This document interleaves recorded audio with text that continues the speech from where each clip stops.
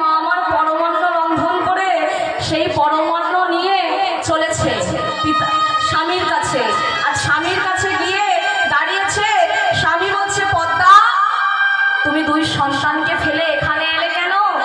হ্যাঁ স্বামী, তুমি চিন্তা করো না, আমার দুই সন্তান যথেষ্ট বড় হয়ে গেছে, আজকে তোমার সন্তানরাই আমায় পাঠিয়েছে।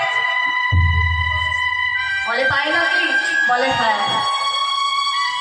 আজকে মায়ের মনে আনন্দ ধরে না মা, আজকে স্বামীর কাছে এসে নয়ন জলে বুক ভাসিয়ে কাঁদছে আর বলছে, স্বামী এই জীবন আমার ধন্য হলো, এই জন্ম আমার সার্থক হলো।